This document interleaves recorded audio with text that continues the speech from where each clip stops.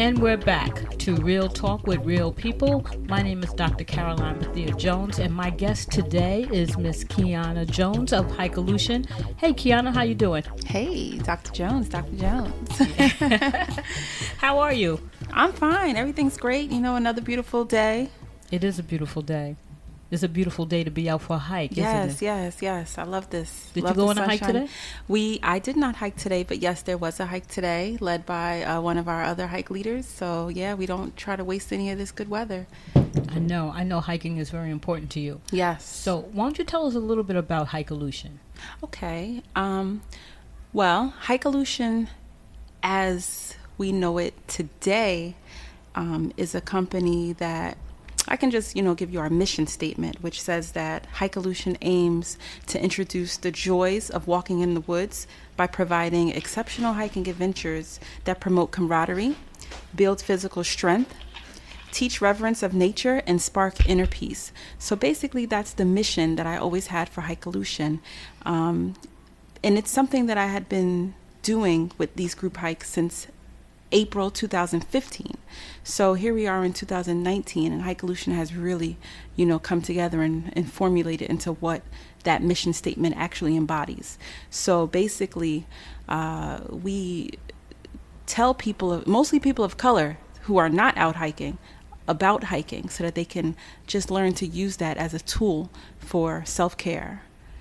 I know for a fact that I did not even think about going hiking until you invited me to your birthday hike. Yeah, and that's actually how I got introduced to hiking. So my love for hiking started in the fall of 2013. I believe it was about October.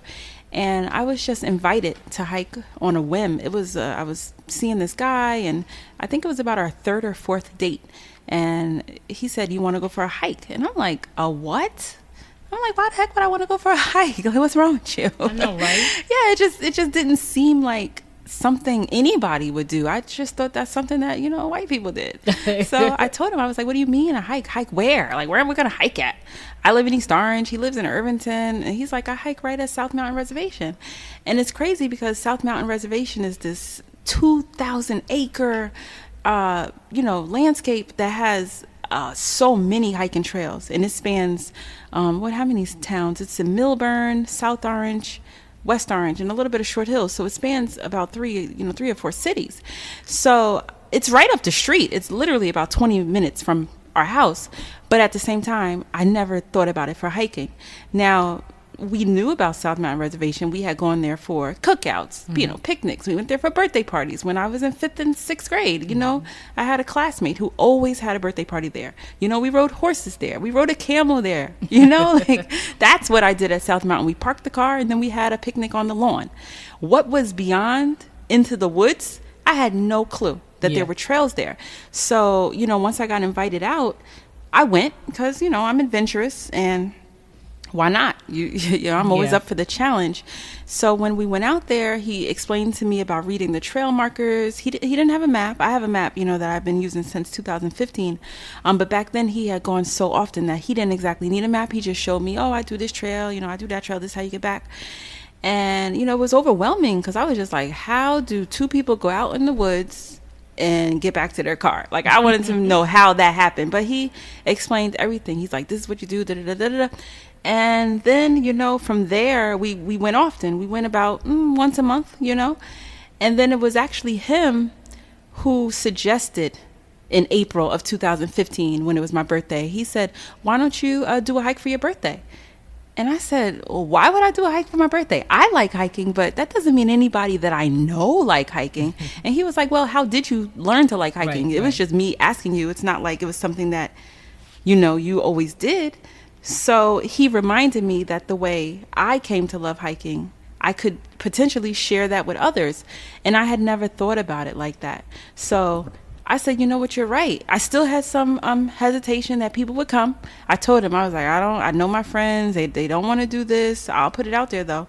So I ended up promoting my birthday hike to my friends and family, but also I put it on a website called meetup.com. I was a part of a group called Newark Social that did a lot of social events where, we just hung out for various reasons. So I asked them, I have this birthday hike coming up. Can you post it? So not only did I invite people that I knew personally, I also just put it out there for anybody. And that first birthday hike yielded 17 people that came out. And there was, like I said, a bunch of them that I did not know. So after that first birthday hike, still, I had no idea that there was a company called Hikeolution inside of me. I had no idea that there would be more hiking to come from that. I just knew, okay, I did a birthday hike.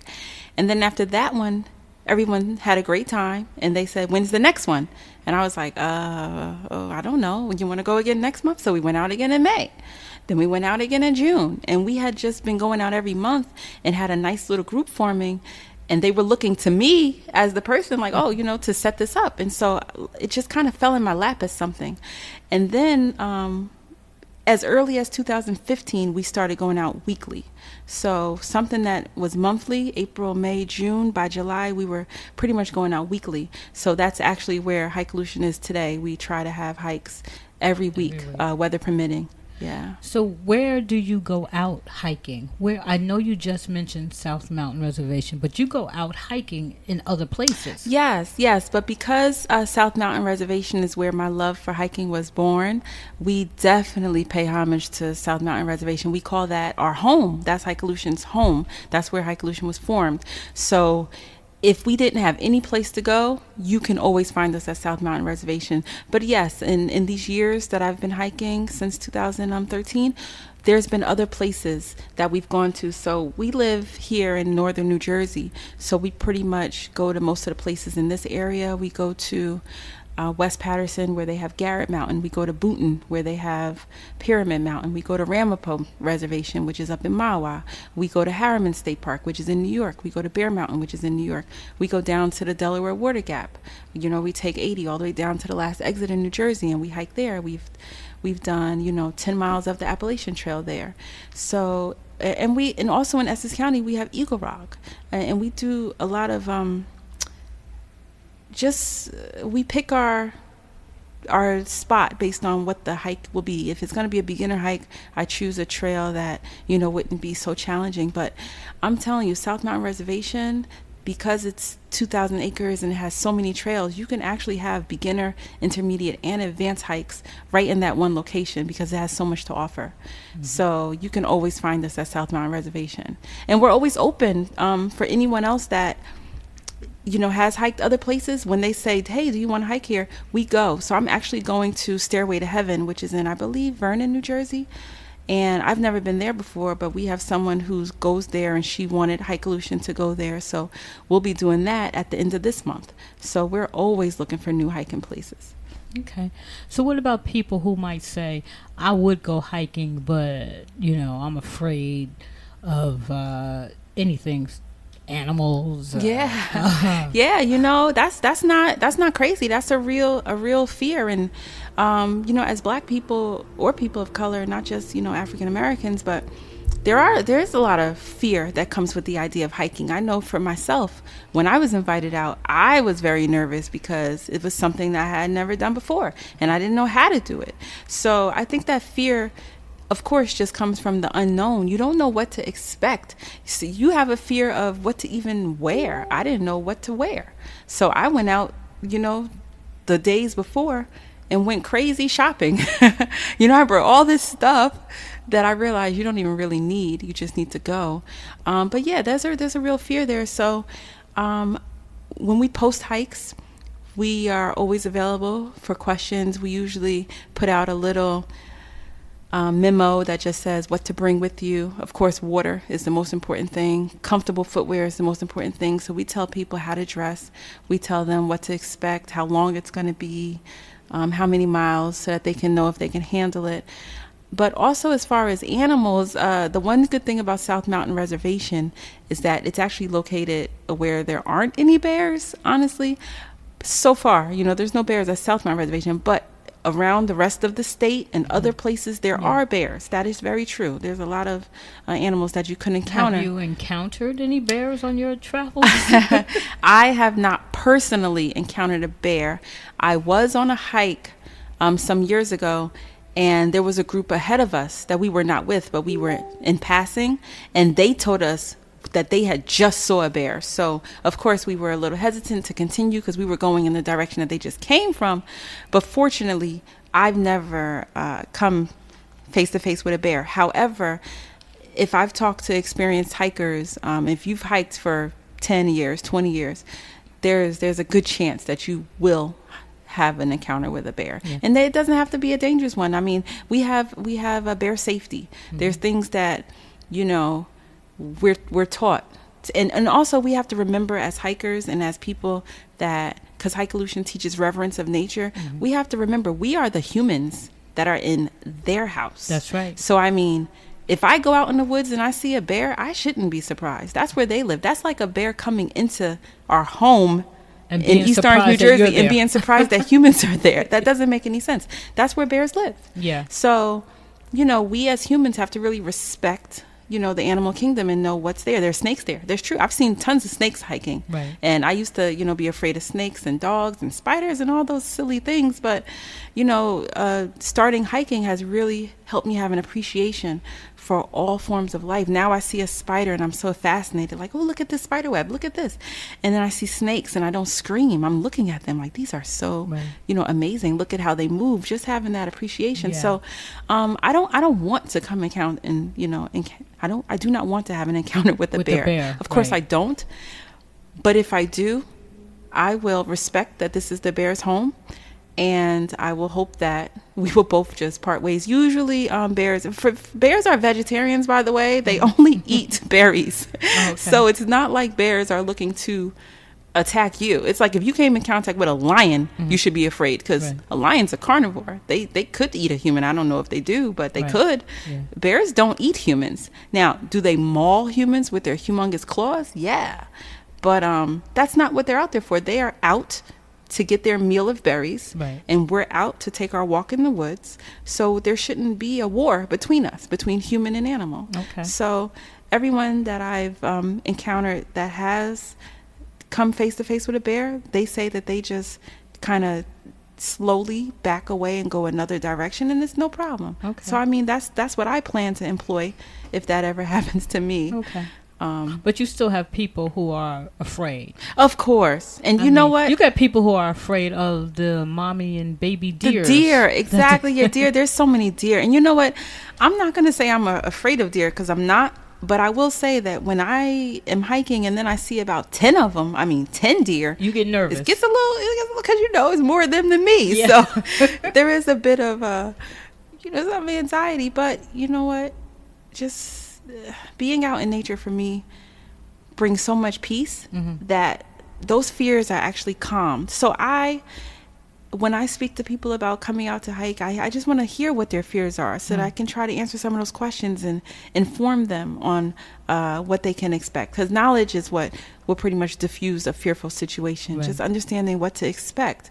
But yeah, of course people will be fearful, and fear is good because fear challenges you. So if you know that you're afraid of something, maybe it's a good idea to face that fear. Usually in life, when there's something that scares you, that's the thing that the universe is telling you need to overcome.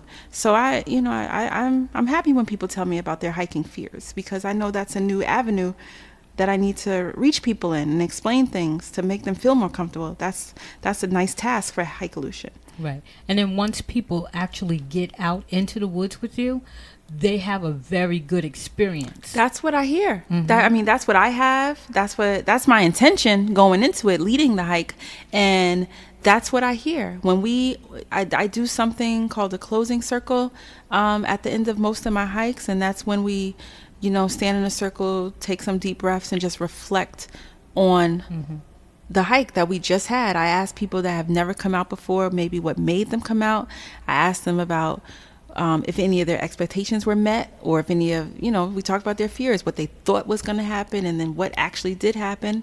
Are they the same? Are they different? I just have people share. And even the most shy people want to say something about how they feel at the end of the hike. And it's always been favorable, I must say. And that makes me feel good and helps me know that this thing that I'm doing is needed, because there's such a great reception that I hear when people give me their reflections on how the hike made them feel. Right. So why do you think hiking is important to you? And why are you promoting it so much that you want, especially people of color, to meet you out there in the woods and go on some hikes? Why is that important to you? Yes. So for me, when I went on my first hike back in 2013, I was somewhat started on my spiritual journey. Definitely. I had started about 2009, 2010. So I was getting there, baby steps. But in 2013, I definitely wasn't the Keyana that I am in 2019. So I still was doing a lot of work on myself. So back then I hadn't worked on my patience. Back then I still was getting angry about things. I still was very neurotic in terms of how fast I moved through life. I never was in the present moment, which is something that I had always needed to work on. So it's just me being so stressed, pretty much the word stressed. Everyone knows what that word means. I've been an employee for the state of New Jersey for the past 14 years, a government job, and I've been in different departments. I've been in Child Protective Services. I've been in the Department of Community Affairs with housing assistance. Now I'm in the criminal justice system. I'm working at a court. So all these types of jobs require deadlines and just negativity and all that stress, and the people that you deal with, people crying about this or that or that. I've never, all my career, these 14 years of working with the public, being a public servant, that's just an enormous amount of stress that you take on with people and all of their issues, and coming to you and you having to solve the problems, which I love to do. Right. I love solving problems. I go to work and get really excited about the new problem that's on my desk that I'm going to fix by the end of the day. That does excite me. But with that kind of job, definitely it takes a toll on you. Yes. Your mind, your body, your spirit. And I knew that, but I didn't know how to deal with it. So when I went on my first hike and I was out there for those 3 or 4 hours and the whole world got quiet, and I actually took some time to breathe. And when I got back to the car, I was so calm, so relaxed. And I had done yoga. I love yoga. That also made me relax. And yoga's about, maybe an hour. But a hike is, 4 times that long, 3 times that long. So that's like 3 times more peaceful. So to come back from the hike and then go back into my life, it was so easy to feel the difference between what stress feels like and what peace feels like. So because that difference was so drastic, when I went back to work on Monday and, the following days, and I started feeling that stress, my immediate response was, I need to go back out for a hike. And then I would do that. I would go back out for a hike, feel better. And then so it became, wow, I need this. It's mandatory. I cannot live this life anymore without a mode of self-care. So for me, it was a real personal experience that I can say as a scientific method. I tried this theory, this is the data, and this is what happened. This is the conclusion. So once I felt that and saw that it worked, I couldn't do anything but share it with anybody else. Because I know a lot of people that are stressed, not just people that work, in the type of job I work in, but there's hundreds of jobs out there that are stressful. Right. So, and then, sitting down, talking with my girlfriends, talking with my family, talking with anybody, all of us, sitting down, having conversations where we vent and share about our stresses. Right. How could I not tell someone, hey, why don't you come out and try this hike and see if that makes you feel better? And then having a group of folks actually come out, a small group, we were about 5 or 6 back then. And they all felt the same thing that I felt. I knew I wasn't crazy. I knew it wasn't just me. I knew this was something that everyone could feel if they got out there. So you asked specifically about Black people, people of color. So of course I'm a person of color, so I can only speak for my experience and what I feel like my people would feel. And I know that we have an enormous amount of stress in general, just for everything that we deal with.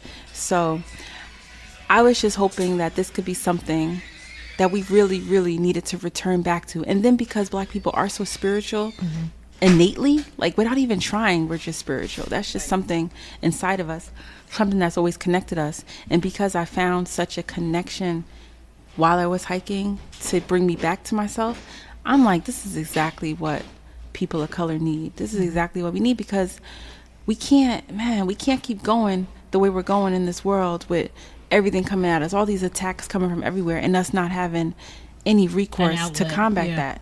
So this is something so small that you can do. Go out, take a walk, look up at the trees, feel the wind on your skin, listen to the sound of water, listen to the birds chirp, take some time to meditate, say a couple of affirmations. Like, it's not hard. It's so simple of a task, and yet we don't do it. So I was really charged with, after feeling that for myself, saying I have to spread this message. I have to. And it was interesting because when I discovered it, I didn't know anything about hiking or about any other people.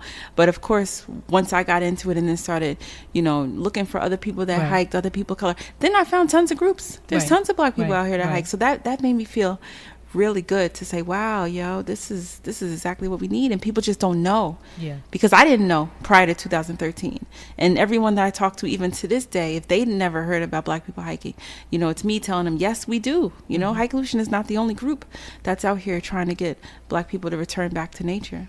Yeah, that's good. Now, there is also something special about the name Hikeolution. Yes. So tell us about that. Yeah, I actually have to give credit to a good friend of mine, Jonathan Travis. So back in 2016, we had been hiking and we had a nice little group going.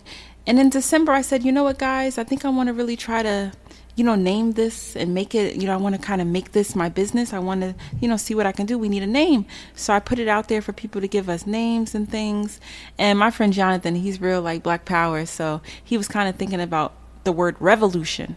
So he said Hikeolution, which I immediately loved when I heard it. When I heard it, I knew that was it. But then I actually went a little deeper with it. So even though he thought about a hike revolution, I looked at it threefold. So when I pitch Hikeolution, I tell him about the solution, the evolution, and the revolution. So there's three parts that make up Hikeolution. So as far as the solution goes, hiking is one solution to your fitness goals. If you have fitness goals, hiking can be one of them. And then evolution is about change. So when I talk about your personal journey, your personal evolution, hiking can lead you to that, because you get so much clarity when you're out in nature. So that can really help you evolve as a person. Right.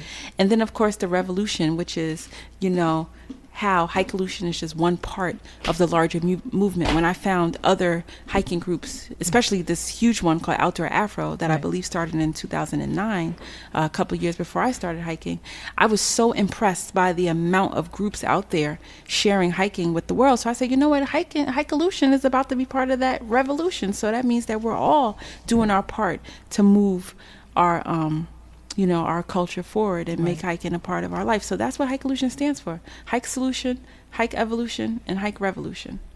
Now, do you have any partnerships that you go out and partner with? Well, yeah. So the way Hikeolution works is we have our own hike schedule. So we definitely get out on our own weekly. But it's also, as far as the business portion, Hikeolution is run by people coming to us so that we can lead hikes for them. Okay. So we've partnered with a lot of organizations that have members, and they want to do a hike specific to their members. So we've done hikes with the Urban League of Essex County. They have a young professionals group, and they did it was called YP Fit. They had a YP Fit initiative where they wanted to do, fitness things. So hiking was one of the things that they did. They've done actually 4 hikes with Hikeolution. I have another group that reached out to us. They were the North Jersey Young Professionals. That's a meetup group. We also have, of course, your organization, the Yes. Sisters Helping Sisters in Christ Ministry, which asked us to lead some nature walks for them. So we're very grateful for that. We also had 2 Jewish schools that had us lead youth hikes for them. And that's pretty much how Hikeolution goes. We are, we are the ones that can take groups out to get their experiences. And they don't, if the average Joe doesn't know how to navigate the reservation, that's where Hikeolution steps in. We'll lead the hike. You say, look, I have this group that wants to go. Can you take us out? So that's the partnerships that we have so far. Okay. And they really help sustain the business. Okay, and what do you provide? What does Hikeolution provide for those groups that you take out? Okay, well, Hikeolution itself, we love doing themed hikes. So that's something that we do for the hikes that we initiate on our own. So when we have someone come to us and say, hey, can you lead a hike for us? We're definitely talking to them and seeing, well, what do you want to accomplish for this hike? So we get a theme going. We see how we're going to set the intention for that hike. And then we provide, especially for the youth hikes, we do the water, the fruit. We do the snacks, the granolas, stuff like that. We make sure that just in case they didn't come with their own snacks, that we have that. And then we explain to them hiking basics. We explain how to read the trail markers. We take a look to make sure everyone has the proper footwear. We do a warm up, and we just get people just breathing. We do, like I said, the closing circle where we do the inhales and the exhales. And while we're hiking, we're sparking conversation and having, at every break, we're checking in with everyone and seeing how we can start some conversation based on the theme that we've decided on. And it's just a really good day. Yes. So we're providing a guided tour to nature. Yeah, because like you said, talking about the fear before, if you don't know how to hike or what to do or what's out there, you wouldn't go on your own. So we are your tour guide for nature. So we're just providing the hike leader role for you. Okay. Now, if somebody wanted to hire you out so that they can take a group out, how would they reach you? Oh, yeah. So, we get a lot of emails. My email is hikelife247@gmail.com. That's HIKELIFE. The number's 247@gmail.com. So we get a lot of phone calls and emails, and people hit us up on Facebook and Instagram. We're on social media. So, word of mouth. We have our flyers out at various restaurants around the area, and people have seen the flyers because when they contact us, they let us know how they heard about us. Either they saw a picture on someone else's page, or a friend told them about it, or they were at a restaurant and saw the flyer. So people, it's very easy to get in contact with us. As soon as someone wants to do a hike, they contact us and we get right on it. We schedule it. We look at our calendar and we get going.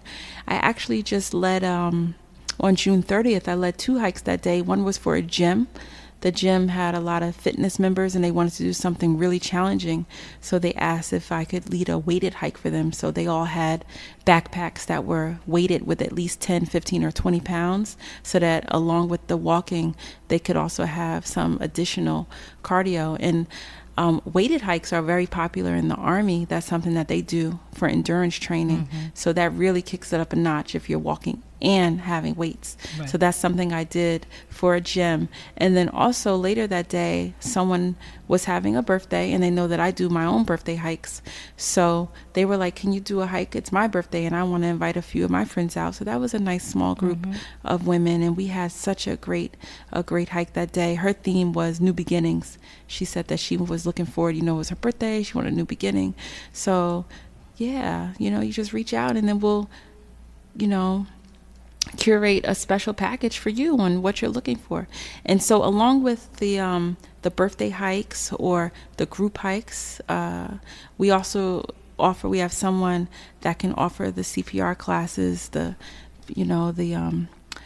first aid training. We have someone, so we're looking to definitely do a group for that. I know Sisters Helping Sisters in Christ was also interested in partnering with us to do basic life-saving skills. I can't wait to do that. Really excited about it. Yeah, And we then, can't wait either. Yeah, and then I also offer something called hike therapy, and I use the word therapy very loosely, very loosely. But that's one-on-one individual hiking. So if someone, and I've definitely utilized it already. Some people call and say, "Hey, I'm going through something. I just want to talk. Can you take me out?" And I do these one-on-one hikes where we go out and walk and talk, and I let them vent. And of course, I don't offer advice because that's not what you do. But you just let them talk through their issues and whatever's bothering them, get that load off their chest, and then you let nature do the rest. They feel so much better after a 2-hour hike with me. So I'm very happy to be able to offer that too. And these services are, you can find some descriptions of them on our Facebook page. Oh, okay. Yeah. I'll leave your Facebook address on the website. Yeah, most people spell Hikeolution wrong, so that's Hikeolution. Hikeolution. And that's the Facebook, Hikeolution at Facebook? You just go on Facebook and then just put in Hikeolution. You put it for the search. Yeah, you can find us. Now, I'm sure it's probably facebook.com/Hikeolution. Probably. Like most things. Yeah. Now, is there an age limit? I mean, when I say, not limit, but is there an age, if you're doing the group, the youth hikes, for instance, is there an age in which you start? What age do you take the youth out? Do they have to be a certain age? That's an excellent question. I'm so glad you asked that. And that's also something that I probably should have mentioned when we discussed my push to get people of color out into the woods. So what I noticed is that when I'm out hiking, I see a lot of non-black families. I mean, pretty much I'll just say white families. The white parents, they have their infants out. They have them in carriers on their back. They have them barely able to walk, their toddlers out in nature doing it's not exactly a 5-mile hike that I would do with adults, that's true, but just knowing that you don't have to wait for a certain age to get your child exposed to nature was a concept that was foreign to me, and I think it's kind of foreign for us. We feel like, oh no, my kid wouldn't like that, so I'm not going to bring them, and we have to really get away from that. So what Hikeolution has been doing, we did our first youth hike 2 years ago, and we started that, it was about ages 7 and up. But once I just kept constantly seeing these other parents with their children under the age of 3, which really shocked me, I was like, wow, they're bringing their 1-year-old out? That's kind of crazy, but it's not crazy. What's crazy is to think that you have to wait for a child to get older to expose them to this level of education.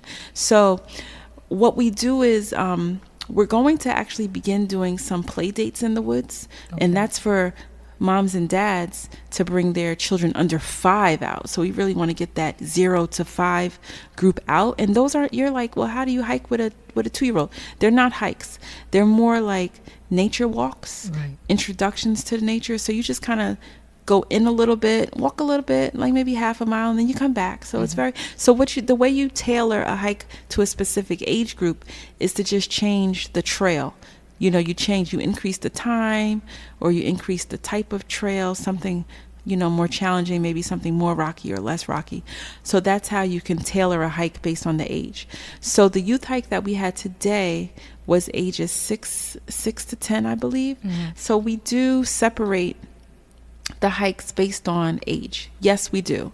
But there is no age restriction. Anyone of any age can hike. It's just that when you have different ages, then you have to do a specific kind of hike. So we won't have a 2-year-old with the 16-year-old, or an 11-year-old with a 4-year-old. Those are 2 different kinds of hikes. So if I know that we're going to have a group of young toddlers, then I know, okay, boom, that's only going to be a certain amount that's not even going to hit a mile.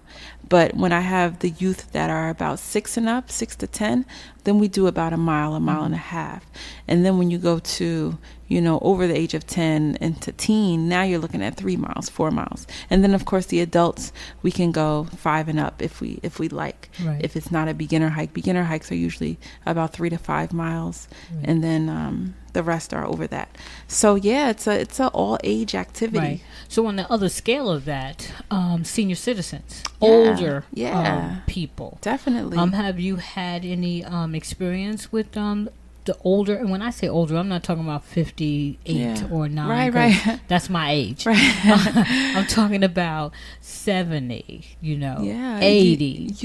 Well, 80, I haven't personally hiked with anyone that was 80, but when I went hiking just last weekend, I was up at Harriman State Park, and there was an Asian family. It was 4 generations, because it was the children, well, that's not 4, that's 3 generations, excuse me, but it was the children, the children's parents, and then there was a grandmother. And I was just so impressed that this grandmother was out. So she looked like she was probably in her 70s. Okay. And up. And then we have a hike leader who's 62. And I mean, that's not old either, but he's been hiking for about as long as I have, and he's very fit.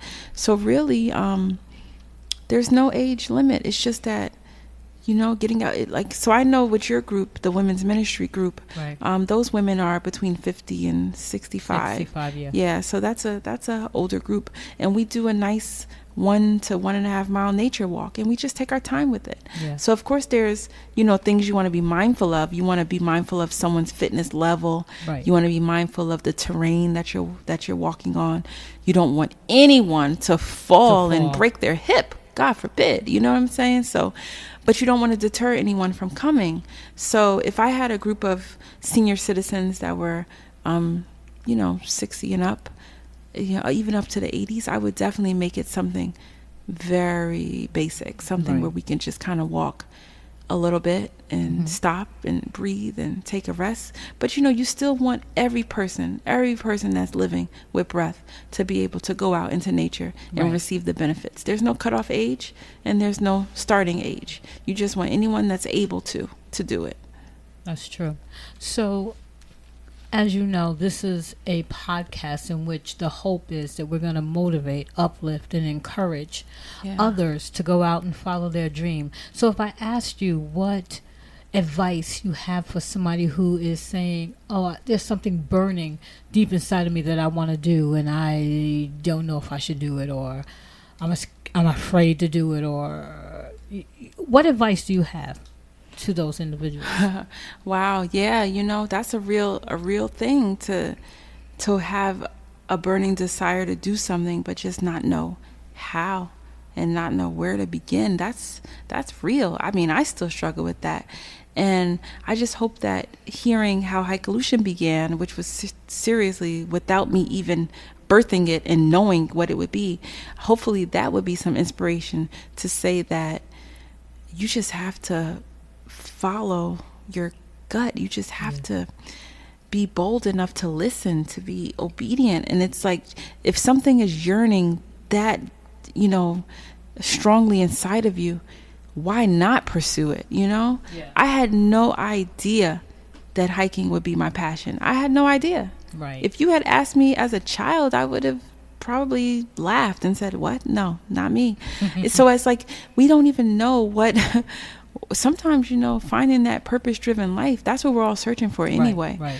But I think we have to stop thinking that we know exactly or for sure how things are going to play out.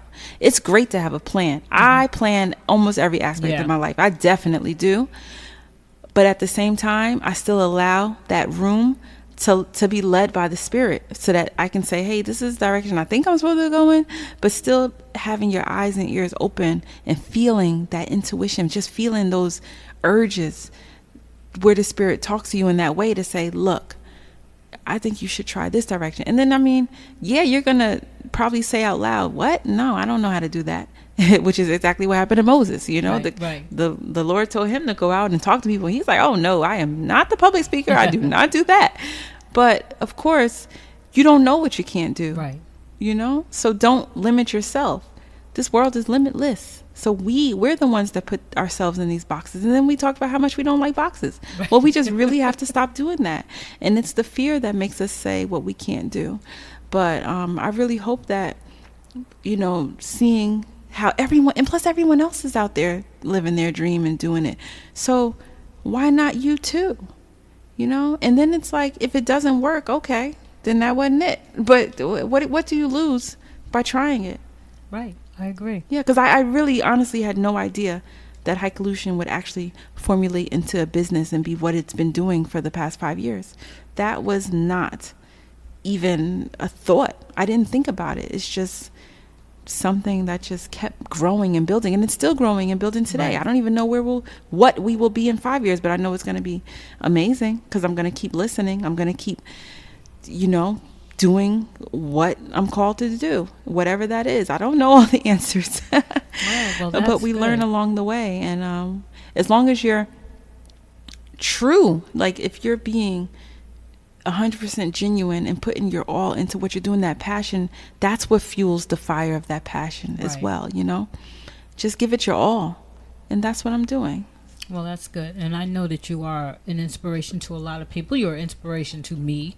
Thank you. So I want you to keep inspiring people. Thank you. So we're talking to Keyana Fireball Jones of Hikeolution. And I'm Dr. Caroline Bethea-Jones, and this is Real Talk with Real People. So we'll be back with another episode of Real Talk with Real People as we continue this lovely conversation about health and wellness. So I'll see you next time.